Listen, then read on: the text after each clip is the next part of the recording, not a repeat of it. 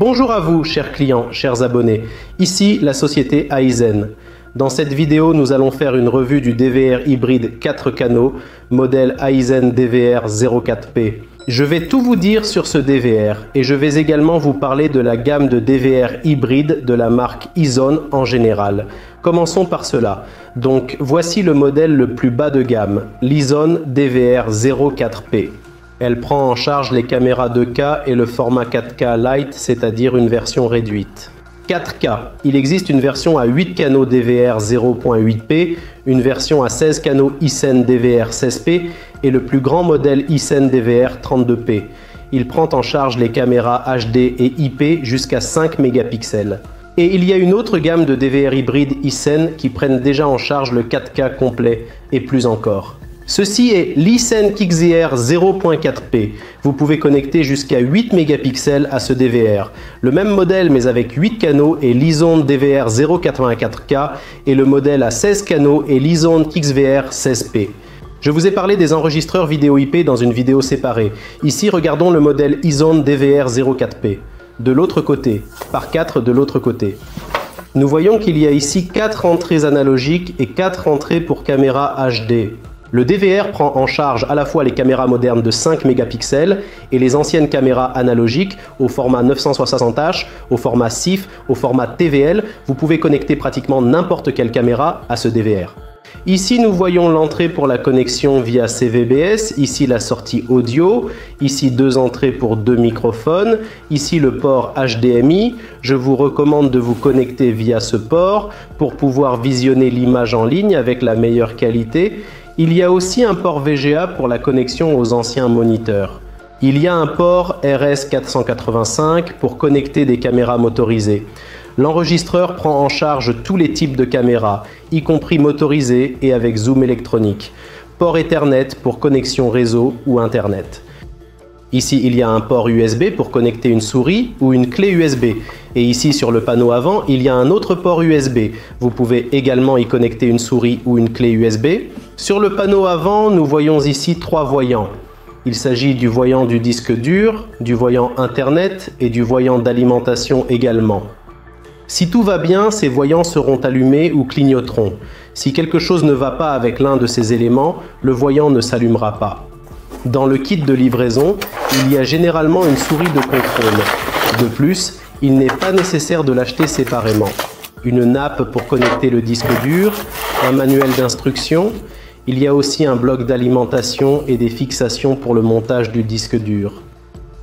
Les enregistreurs Aizen supportent des disques durs de 10 TO. On peut installer un disque dur de 10 TO. Les modèles supérieurs permettent d'insérer plusieurs disques durs.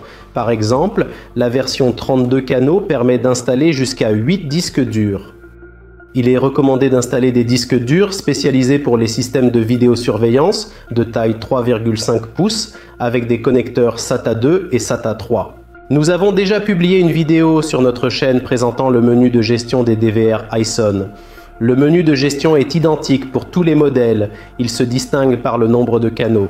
Le DVR est de bonne qualité, fiable et fonctionne avec l'Internet 3G et 4G.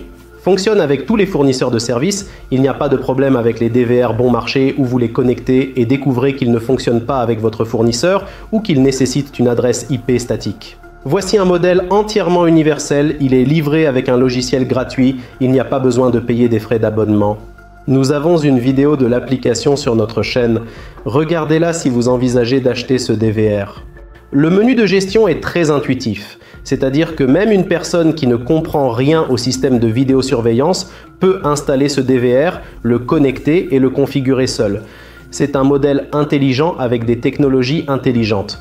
Il dispose d'un capteur de mouvement intelligent, ainsi que toutes les technologies les plus modernes qui existent dans les systèmes de vidéosurveillance à ce jour.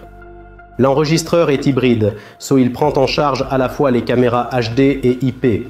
Le plus souvent, un enregistreur vidéo IP séparé est acheté pour les caméras IP, car il n'est pas très avantageux de connecter des caméras IP ici, étant donné qu'il faut acheter un commutateur séparé pour les caméras IP. Si vous comparez les prix, un enregistreur avec un commutateur intégré, le Ryzen Enviro 04 Pro, vous coûtera moins cher que si vous achetiez cet enregistreur vidéo plus un commutateur séparé. Vous pouvez connecter des caméras HD et IP. Cependant, il est le plus souvent utilisé pour connecter des caméras HD, des anciennes caméras analogiques, ou les deux ensemble. Il y a de vieilles caméras analogiques plus des caméras HD modernes. Si vous avez de vieilles caméras analogiques sur votre site et vous ne voulez pas les jeter, mais vous voulez aussi installer de nouvelles caméras modernes. Œil au menu de contrôle de la boîte noire. Nous devons sélectionner la langue. Le système nous invite à entrer le mot de passe. Le mot de passe par défaut sur tous les DVR est on 1 2 3 4 5. Cliquez sur Login ici et nous devons vérifier l'heure.